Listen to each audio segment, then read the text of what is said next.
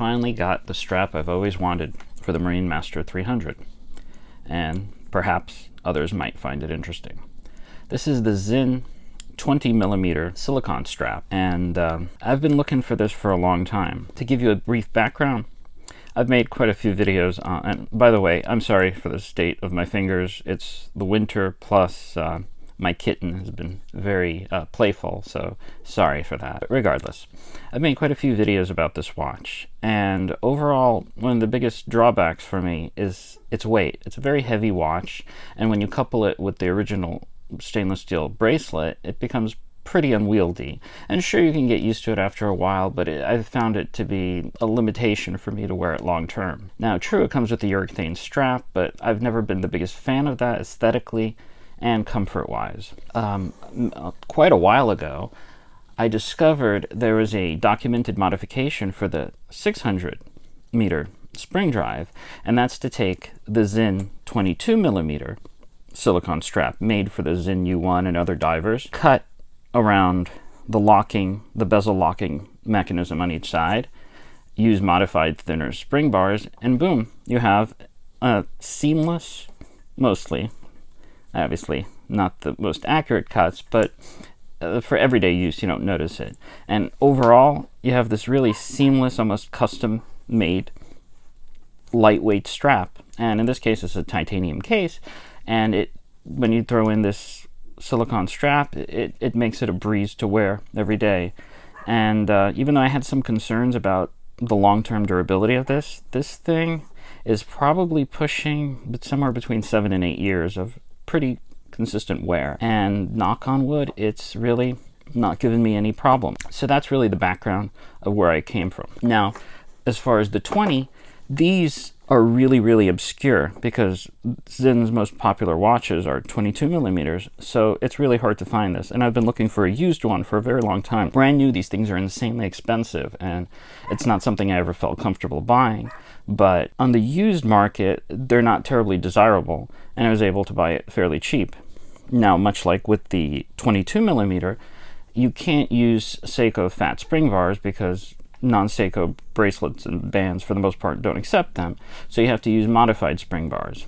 Now, in my case, there was an Australian eBay seller by the name of 20O, I believe, and he had a really nice supply of modified or custom-made spring bars that were thinner, that could fit in most bracelets, but had fat spring bar end. I'm not sure if he still sells, but that's who I used, and I had some spares.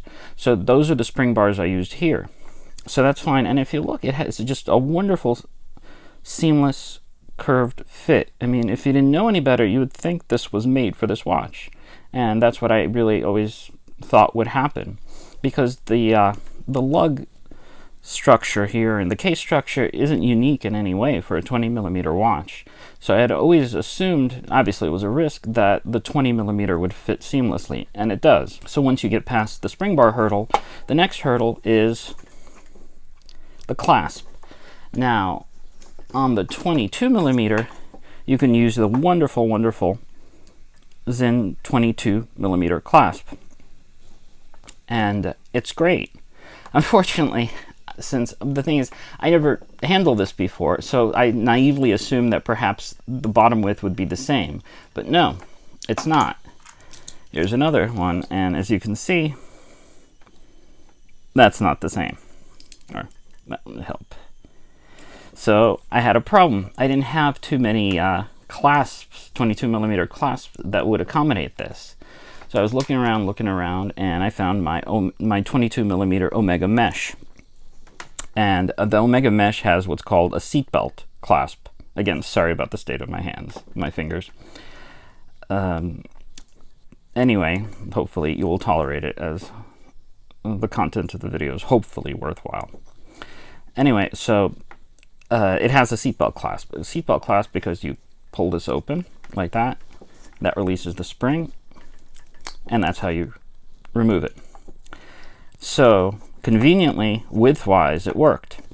Now, even though I can attest to the durability of the 22mm one, it's always a terrifying experience cutting Sinn straps because they're expensive, relatively even used. And you have to cut them to adjust the length at these indentations. The problem is, once you cut it, there's no going back. And also, when you're working with spring bar tools and other tools, sometimes it's not the easiest to get the silicone through here and everything, and you need to poke and prod.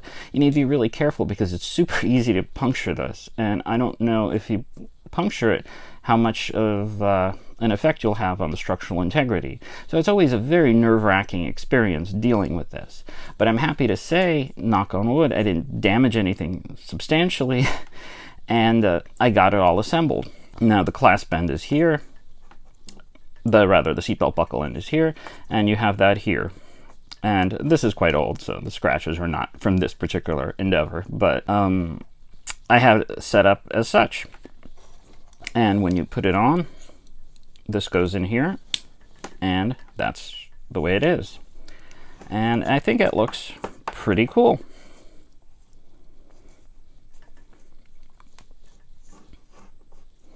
And that is my Sinn 20mm, I guess, custom strap modification for the Marine Master 300. Incidentally, there's another brand called Crafter Blue that also sells a 20mm sort of curved fitted strap for the Marine Master 300. The problem is, if you look at it straight on, instead of being curved down here, there's a bump and then it goes down that way, and I really don't like the aesthetic of that. So, and also it's not silicone. This is soft and really, really comfortable. So if you happen to be interested and you don't want to go through the enormous headache of tracking down a Sinn 20mm and doing all the appropriate modifications, you could buy a Crafter Blue 20.